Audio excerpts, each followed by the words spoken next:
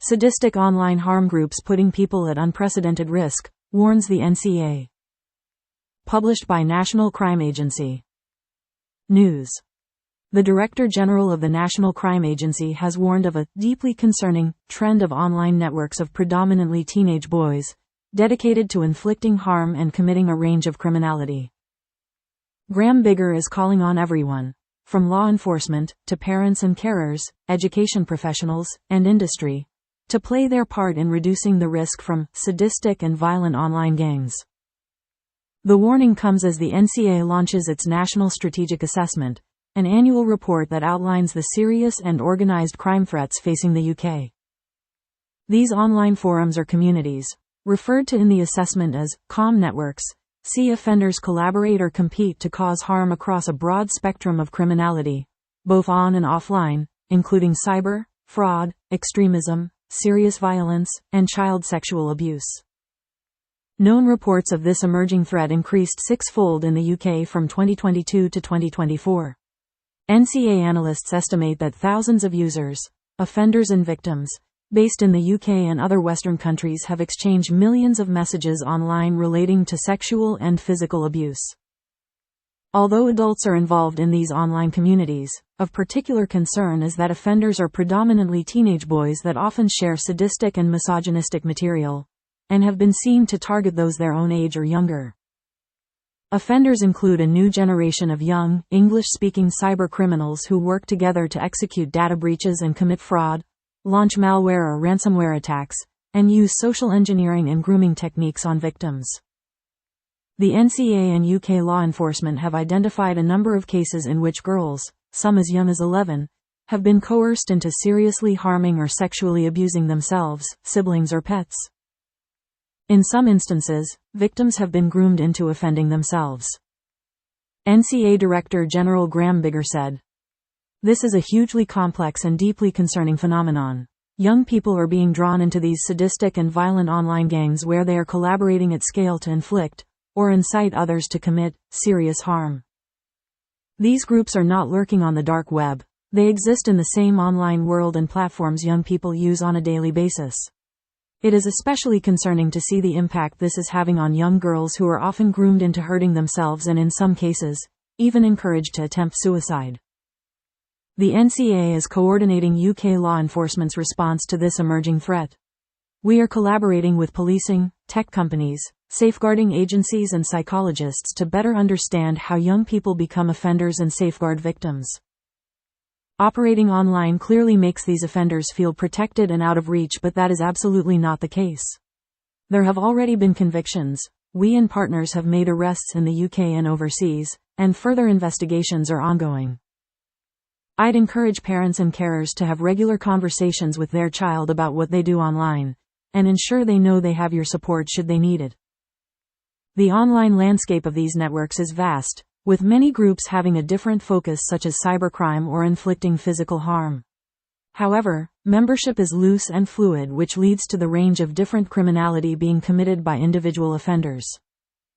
Last month, following an NCA investigation, Richard Ehemir was convicted of fraud and indecent images of children, IIOC, offenses, committed when he was just 17 and linked to a prolific online harms group. In January, 19-year-old Cameron Finnegan was jailed for assisting suicide, possession of IIOC, a terror offense, and criminal damage, following an investigation by Counter-Terror Policing Southeast, CTPSE. Evidence suggests that offenders are motivated by gaining notoriety and status, which can be achieved based on the harm they inflict and the depravity of the content they share. These networks share content relating to a broad and diverse range of extreme belief systems that they use to justify violence.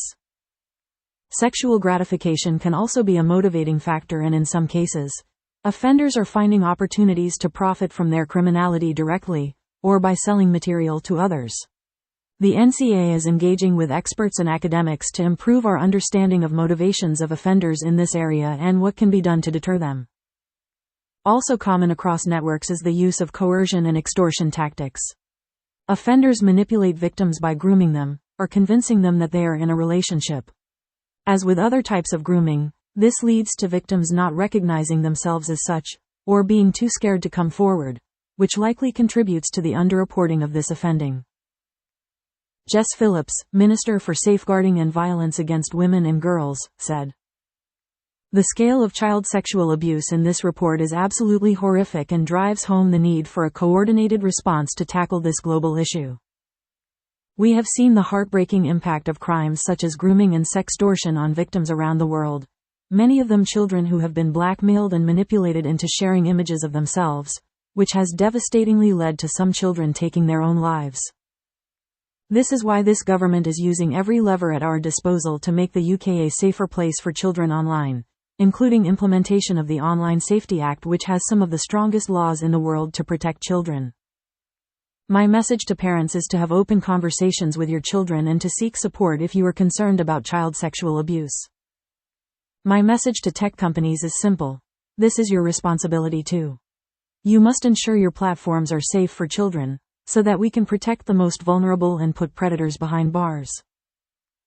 Assistant Chief Constable Alistair Simpson, National Policing Lead for Child Sexual Exploitation and Abuse and Undercover Online, said, "The growth of comm networks that incite and encourage children and vulnerable adults towards acts of self-harm, suicide and violence are hugely concerning.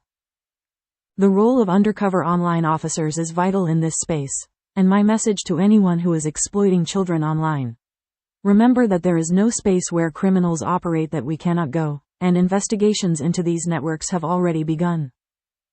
Policing will always play its part, but social media providers have a clear role to play in monitoring and regulating their platforms to root out this abhorrent criminal behavior and make all online spaces safe for children and adults. I would encourage anyone who has been a victim of this type of crime to report it to police. You will be met with empathy and respect, and there are organizations that can support you. Children and young people are better protected when they have adults around them who they feel they can trust, talk to, and won't be blamed by. Regular, open and honest conversations create environments where young people can disclose concerns.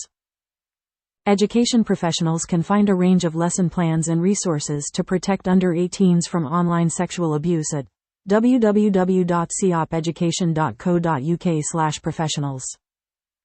Parents and carers can find information, advice and resources to use at home with their children at www.copeducation.co.uk/parents. Under-18s concerned about their own sexual behavior or thoughts can find help and advice at www.shorespace.org.uk.